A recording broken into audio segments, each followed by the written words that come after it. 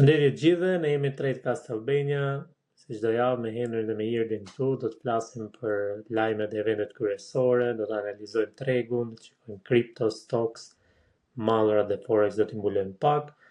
Pas një javë me ulje këtë javë, ka qenë një javë ndoshta pak e mërzitshme për investitorët, si këto ulje normale ndoshta i kanë friksuar pak, por normalisht që tregu është ndikuar dhe nga lajmet, por dhe nga volatiliteti që ka pas tregu këtë javë, si në stock ashtu edhe në kripto, por do të diskutojmë, kështu që ju ftojmë na ndiqni.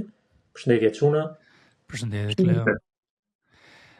Po, ka qenë një javë që ka tentuar në disa herë që të thynte për më lart. Pastaj u çryer, themi, tregu. Edhe ishte ajo që theti që volatiliteti ishte i detyruar që të hynte pak volatilitet në treg. Kemi bërë analizë të VIX-it javën e kaluar që pak a shumë ka dalë, thjesht nuk kemi pasur volatilitet shumë të lartë, ka qenë një volatilitet në rritje pak. Patëm 3 ngjarje kryesore javën e kaluar ose këtë javë, se jemi akoma të dielën. Dhe ato 3 ngjarje disa dolën pozitive, disa negative, po nga fundi i javës ndodhi kjo shitja e të njëjtës dhe të premtes që kemi tani edhe në fundjavë në kripto.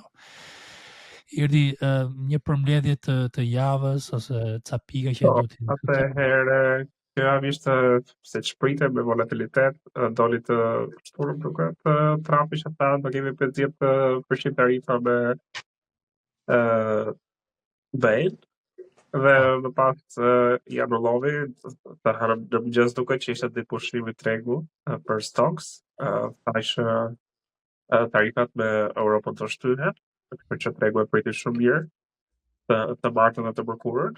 Pastaj kishim datat kryesore që prisnim të gjithë, domethënë kishim Nvidia earnings, që dolën mirë, por nuk dolën siç dalin Nvidia earnings, që dalin më mirë se parashikohej gjithmonë. Pritesh 0.0 domethënë kishte shumë marsh të lartë, domethënë nga 0.74 cent për aksion deri në 0.89. Ato do në 0.83. Këtë dolën diku në mes. Edhe future evaluation dukeshin mirë. Dhe marketi pritej mirë, po jo më ndërshtyes të madhe, diku te 5-6% lëvizje Nvidia. Ndërkohë që lëvizja pritesh nga options, domethënë pritesh diku te 10 deri në 15%. Atje ku ishin pozicionuar options. Si për puts, si për calls. Kështu që kjo domethënë ishte pak a shumë, ishin të fiksuar nga GDP reversion, që bën rishikimin e GDP-s të enjten. Kjo domethënë soli data ulje e tregut, megjithëse doli nga -0.2, që ishte -0.3 muajin e kaluar. Prapë domethënë është negative, sepse tremujori më parë domethënë ishte 2.5% rritje, tash jemi -0.3%. Kishim dhe FOMC meetings, që kishin këtë merak domethënë, një stagflation pak a shumë. Prisin rritje deri në 12.27 të inflacionit. Ndërkohë që parashikimi ishte deri në 2025 për shkak të tarifave, për shkak të politikave të Trumpit, megjithëse në fund kishin vënë një paragraf që thoshte që do të ta përmarrëveshje këto headaches do të shmangen, por siç e pam Trumpi e ndryshon mendimin ora minutë. Pasdori FOMC minute anoncoi 50% tarifa me Europën, kështu që është vështirë për të parashikuar. Kishin merak edhe tregun e punës, siç e kemi thënë edhe ne këtu, që mund të ketë një impakt më të madh se ç'pritej. Edhe i thamë edhe në raportin e mujor më duket të dolen 240K initial doublet scale rate të javë, nga 220-230 që priteshin. Edhe kjo solli prapë një rënje të tregut. Pak a shumë këto ishin ngjarje kryesore për mendimin tim. GDP-ja që vazhdon të jetë në ulje, tash pritet tremujorshi i dytë, se do jetë më kryesori. Nëse do jetë prapë ulje, do kemi problem. Domethënë, kjo ndoshta ka bërë edhe tregun më të fiksuar. Se mos harrojmë që tremujorshi i dytë është impakti i tarifave për ilje këtej. Kështu që do ta marrëm në mendje. Po, dhe për atë pjesën e Trumpit do shtoj këtu që nxori një një tarif për qelikun, Po. duket gjatë fundjavës. Po. Pas mbyll tregu domethënë po. Pas mbyllet e tregu dhe kjo është ajo papritshmëria e Trumpit që mund sjellë çorëntime ose ndryshime të sektorëve të ndryshëm. Punësimi, nuk e dija këtë pjesë e punësimit që kishin dalur sa kishin dalë 240 nga 220 të pritëshme. 20.000 vende pune domethënë. Një 20.000 vende pune më shumë. Që kërkohen domethënë. Të humbur, po. Kjo është diçka negative dhe unë kam përmendur shumë që kjo mund të jetë një shenjë fillestare një recesioni.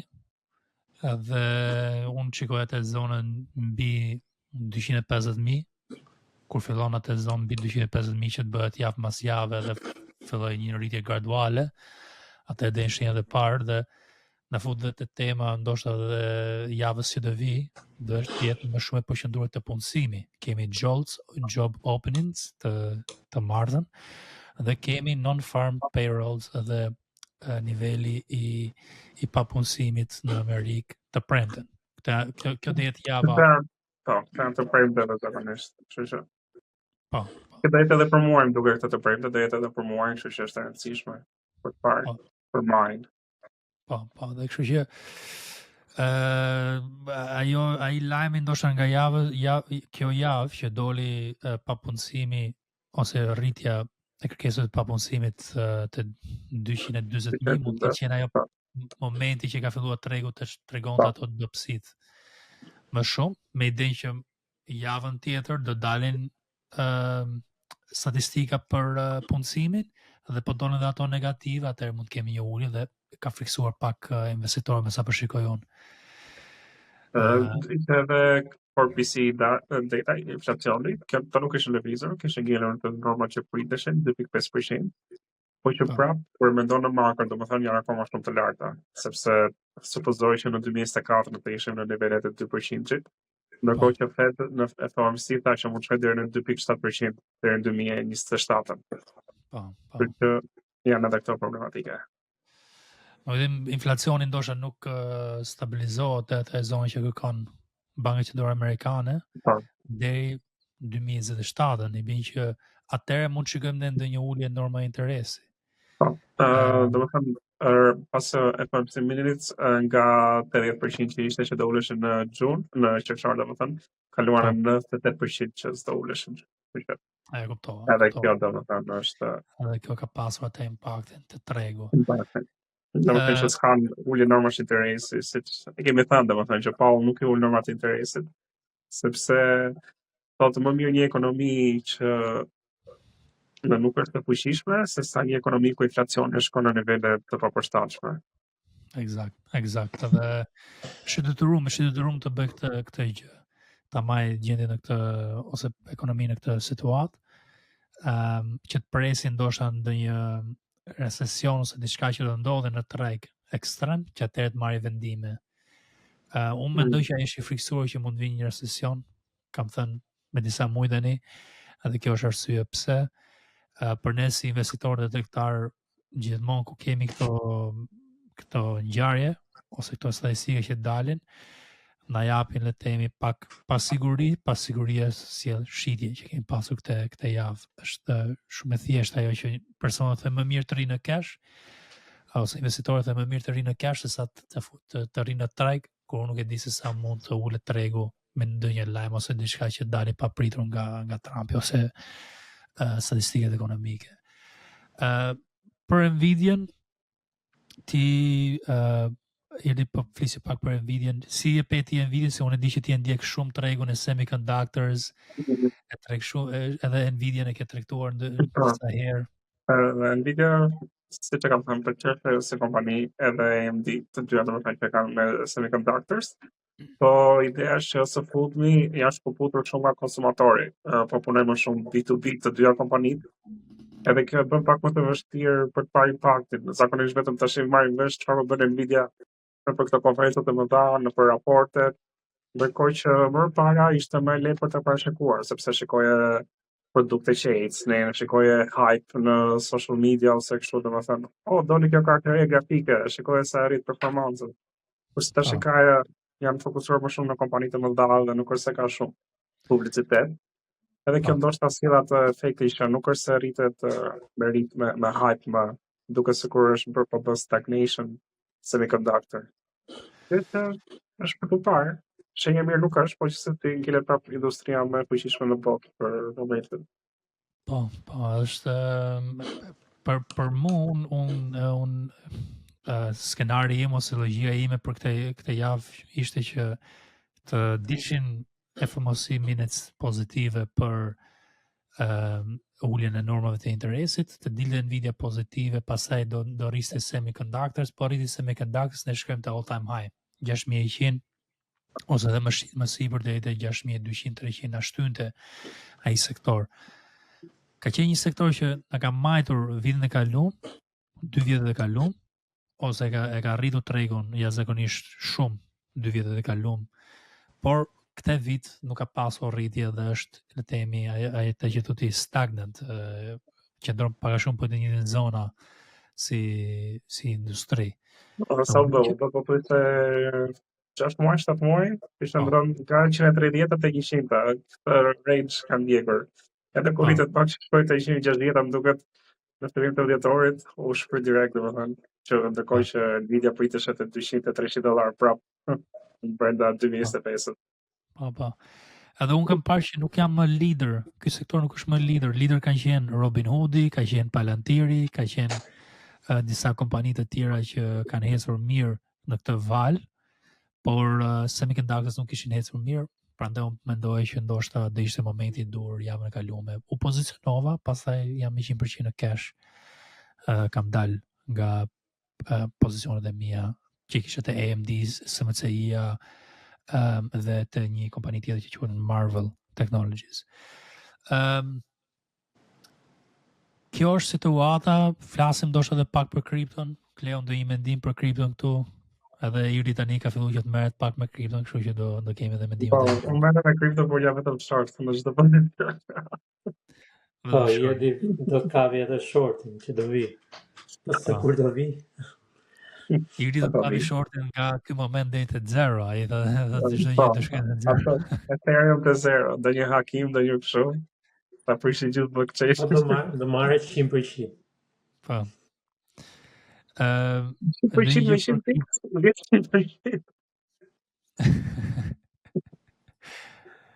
Po, kripto të javë e pas Bitcoin, cili ka pas të uljen, po me shumë si erdhi nga tarifa e qeliku që Trump bëri, që ajo i solli ulje tregut. Unë prisja që lajmet e Nvidias ndoshta mund ta ngrinin pak Bitcoinin, pasi kanë ndikuar dhe herë tjera që këto lajmet e Nvidias kriptot ndikohen sa do pak, por nuk ka pas atë kërkesën shumë të madhe nga retail traders për të blerë, edhe ka sjellë të uljen, por ndoshta në një zonë supporti dhe mund shkojmë prap long, me mendimin im. Po. Nuk e di si e shikon ti, po. Po, unë një gjë që kam vënë re te kripto ka qenë Ethereum, që ka qenë shumë i qëndrueshëm, edhe pse ka rënë gjithë altcoins të tjera, ka rënë pak normale, por më duket sikur ka një kërkesë të konsiderueshme tani për ta blerë Ethereum në këtë zonë, duke qëndruar në këtë moment që ka qenë mbi 2500, 2400 gjithë kësaj periudhe, ose ne themi mbi 2300. Këtu ka qenë dhe një zonë historike, do ta shikojmë dhe grafiket pak më vonë. Dhe është një gjë që ka pëlqyer shumë. Dhe ndoshta është tregtimi vetëm në altcoin që unë kam siguri që mund të marrë një tregtim për long. Kundër Irdit kuptohet, Irdi është gjithmonë forever short. Short, sa të shkurtër, okay? Po të ti për long. Do të thaj 1% të portofolio situata. A fat mesëm po them unë që po shikoj ca kërkesë të mëdha në këtë zonë. Dhe mund të heci tani varet se si do dalin rrethanat këtë javë dhe javët në vazhdim, por momentin më duket shumë mirë.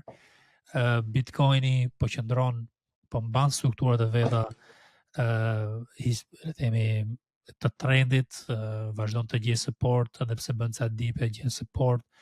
Por altcoins ka qenë i analizë që unë kam darë përpara nuk datën 27 të Telegrami, ose jam munduar të jepja si mendim që shikoj një double bottom të altcoins, njëkohësisht shikoja konsolidim ose support të Bitcoini dhe të Ethereum, ndoshta ca tjera që janë më të fuqishme. Edhe kështu që do kishim le themi double bottom, do sillte një kërkesë të madhe në altcoins. Kjo do ishte le themi shpresa që kanë të tjerët për alt season. Kjo do ishte ndoshta një moment që mund të vinte një alt season me rrethanat ekonomike të bashkuara bashkë. Duhen edhe rrethanat ekonomike, nuk mund të jetë thjesht ka bërë një double bottom dhe pastaj do shkoj për lart, sa e mund të shkoj edhe lower lows, por po që lirohet pak tregu nga pasiguria, pastaj do kemi një rritje të madhe në altcoins. Kjo do jetë diçka që do ta mulojmë këtu dhe e kam muluar te Telegrami gjatë javës, prandaj dëgjuesve i them gjithmonë që bëuni pjesë e Telegramit, sepse ne aty ndajmë gjatë javës gjëra që ju nuk e shikoni dot te podcasti, se nuk kemi mundësi që të bëjmë video çdo ditë. Kemi angazhime të tjera dhe është një mënyrë për të bërë pjesë e barë informacionet e dura. Diçka që kam parë ndonjë gjë tjetër. Po. Diçka që kam bërë është në këto altcoin kam shumë zona rezistence. Ndoshta nga që janë futur shumë veta kur ka qenë në all time highs edhe sta rritet pak, domethënë ka rritet të menjëhershme nga të gjithë investitorët. Edhe i gjithë paraja fituar ose humbur, çfarë ka ngelur shkon në Ethereum dhe Bitcoin. Ndoshta prandaj kemi pasur më stabilitet tek këto monedha. Altcoins të tjera duken sikur rritin në një all time high ose në një high që e ka rritur para 3 vitesh dhe shitet me një herë, domethënë. Kada shitet rrugshëm, nuk shitet 1%, 2%, shitet 10%. Me çka ka bërë këtë një javë, se ndoshta kam qelluar atë në stadi që janë këto shitje, po nuk duke shumë të mira për investime serioze. Domethënë, sidomos në këtë situatë ekonomike që kemi që edhe stocks po shihen si investime jo serioze. Po në njerëzit nga bondet, po që po rritet e yieldi, për që është për të parë situata. Po, edhe yieldi është duke u rritur, atë që thotë se unë kam harruar që ta përmend këtë. Por në kripto do të edhe gjë tjetër që unë kam parë, se unë kam një listë, kam një watch list që quhet Crypto Binance. Unë traktoj më shumë të Binance, mundohem të traktoj kriptot me volumin më të lartë ose në temi likuiditetin më të madh që mund të ketë, se do ketë më shumë likuiditet të Binance. Kalova të lista sot, mund të jetë diku të 300. Besoja 40-50 ka dalur nga lista e Binance. Jam më të listuar në Binance. I bi që kemi pasur një pastrim të altcoins ka disa exchange. Ndoshta janë të exchange e tjera, nuk e di a janë apo nuk janë. Por këtë gjë doja të mbuloj edhe te Discordi vonë me ju çuna, kur bëjmë një live stream që diskutojmë strategjin tonë për si do ecim në këtë javë dhe si do të trajtojmë kriptot. Tregon një shenjë që altcoins bëhet një pastrim. Të altcoins që janë të dobta, që nuk kanë më projekt ndoshta, dhe prandaj i them të gjithë investitorëve që janë në kripto, keni kujdes me altcoins. Mos e shikoni si investime afat gjata, janë investime më shumë afat shkurtër ose të mesëm, me studim, dhe projekti mund të jetë shumë i bukur ose të ngjajë shumë nice që mund të ndryshojë botën, por gjithë ato projekte aty që kemi 1000 apo 2000, thënë po dini gjëra. Që do bëjmë këtë, do bëjmë atë. Dhe në fund fare vetëm disa kanë mbijetuar dhe do mbijetojnë në fund fare. Është ata, se din nëse keni parë këto dokumentaret për këto kriptot më të mëdha, scams, po janë 2-3 veta që punojnë, marrin në red me qëra një zyrë të madhe dhe sikur të duke profesionist, edhe pastaj marrin para investitorëve, shikoni çfarë jemi, çfarë bëjmë, kështu që janë më shumë vështirë, domethënë kjo është një teknologji nga e para. Janë kompani të mëdha si Google edhe që s'po ja dalin dot domethënë me quantum, çfarë mund të bëjë kripto ose janë kompani fillestare që marrin kapitalin ndoshta në mënyra fiktive, pa një projekt, pa diçka, kështu që është shumë e rrezikshme.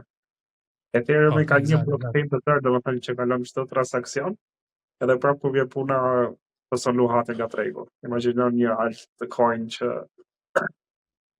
çfarë projekte mund të ketë. Po, ke drejt, plus këto gjëra ndodhin jo vetëm në kripto, ka ndodhur edhe në tregun e aksioneve. Kemi në stock ka shumë kompani. Nëse ke parë Wolf of Wall Street, ka shumë kompani që shiten që janë garbage, po që kanë një përshkrim të mirë. Investitorët pas një kërkim, pas një gjë. Kemi edhe një video të Mark Cubanit në YouTube, që ishte punktuar një djalë për të parë të gjitha datasheet të kompanive, edhe u bëtë short të gjithë kompanitë që kishin probleme, edhe bëri miliona dollarë. Kështu që studimi është gjithmonë më e rëndësishme. Të paktën të stocks ke sigurinë që ke të hapura shpenzimet, kredit, i ke të gjitha të listuar, domethënë edhe kjo të jep një siguri që po bëre due diligence tënde, e ke gjithmonë një siguri. Nëse e mirë ekonomikisht. Ke edhe kompani që gjasma kanë bërë AI, për shembull Bubble Builder.ai.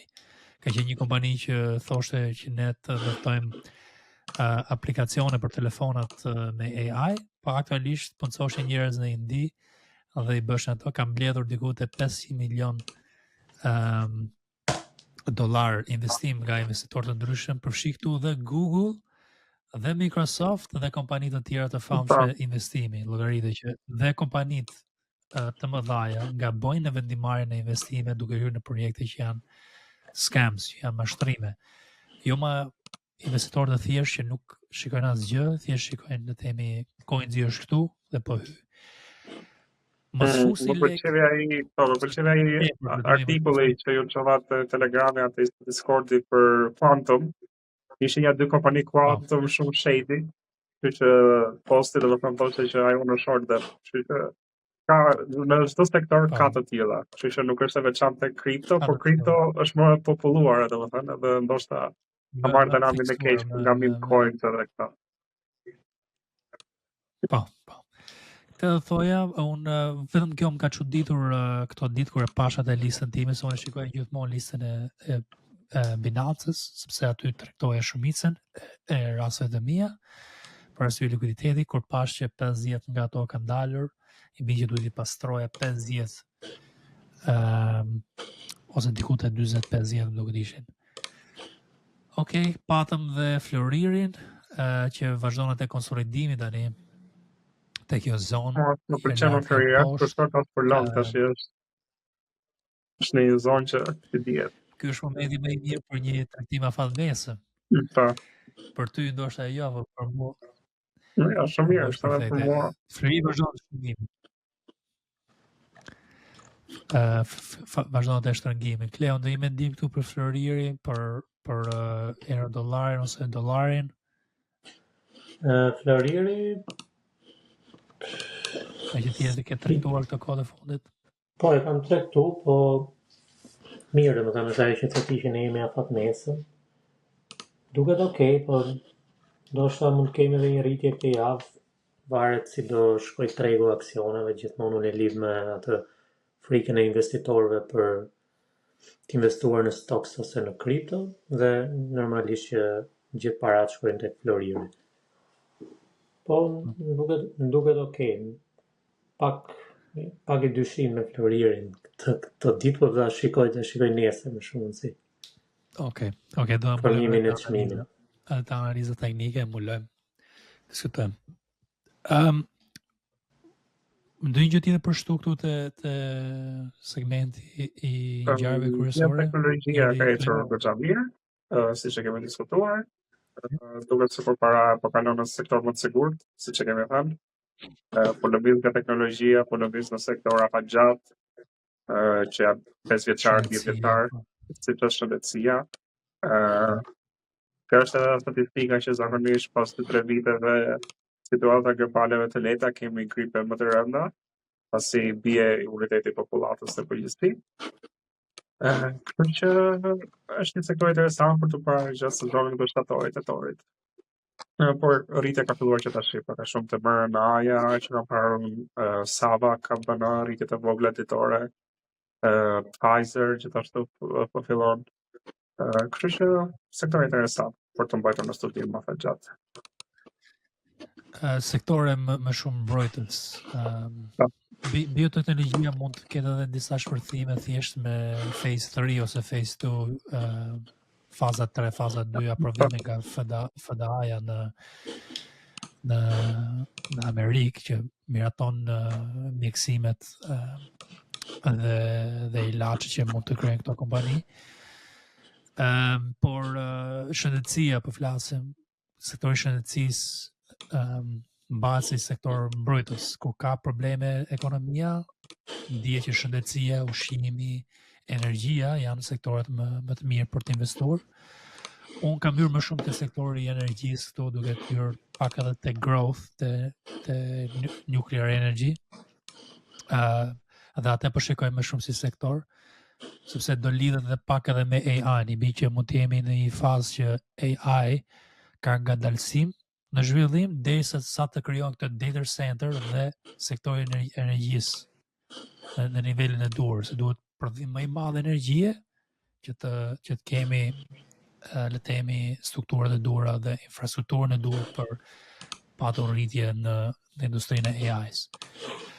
Një gjë tjetër te AI, kishim këtë konferencën e madhe, domethënë kur këto kompani solli projektet e veta, edhe Google kishte bërë inovacion domethënë me VO3-shin, nëse do shikoni klipet në YouTube, janë pothuajse origjinale, domethënë sikur do zonë aktorët thoshin VO4 do heqi kaq shumë të punësh, sepse nuk ka më nevojë për reklama për aktor, nuk ka nevojë për kompani reklamimi, sepse mund të bësh një prompt edhe të bësh reklam për website-in tënd, për faqen tënde direkt. Kështu që kemi një situatë interesante, në vite interesante kjo është e sigurt. Po, punësimi mund të ketë më shumë probleme te punësimi prap, me idenë që shumë njerëz do dalin jashtë funksionit dhe pastaj duhet të vetëm personat që nuk dalin jashtë të temi jemi në tregtarë, se çfarë do të thotë që ndodhet në zona të ka të thënë që 20% e white collar jobs, entry level jobs, mund të bërë të parancishme vetëm nga AI. Që studentët që sa dalin nga shkolla ose të rinjt mund të kenë akoma më shumë vështirësi për tregun e punës në vitin e vazhdim. Patjetër. Të para dhe kredia që marrin. Gjithë që të bëni pjesë të reklame, të bëni tregtar, poshtë lart në treg me swing trading. Keni dhe Discordin ton privat për që doni të bëni profesionist, jo thjesht le të themi për qef. Dhe kështu që një punë që asnjëherë s'do shtohet, dhe duhet gjithmonë tregtia, gjithmonë do lëvizet tregu poshtë lart. Dhe nuk keni frikë fare nga recesione ose gjëra të tjera, se edhe ku ka recesion e fut një short edhe fiton diçka. Po kemi, kjo është të temi pak a shumë, unë do vazhdoj akoma të pozicionohem te sektori i energjisë, sepse mendoj që ka një farë lek tani midis sa energji prodhohet në krahasim me sa duhet për sektorin e AI-s të heci, bi që do hecë sektori i energjisë, do ndërtohet infrastruktura e AI-s, dhe aty do bashkohen të dyja, dhe sektori i energjisë dhe AI do kenë rritje njëkohësisht. Mund të jemi ndoshta pak para kohe për këtë gjë, por do filloj që tani që të shikoj këtë mundësi që të lidhem pak me sektorin e energjisë. Energjia nukleare është zgjidhja për mendimin tim, dhe aty do shikoj të blej dhe të investoj. Po me do të li me kaq për sot.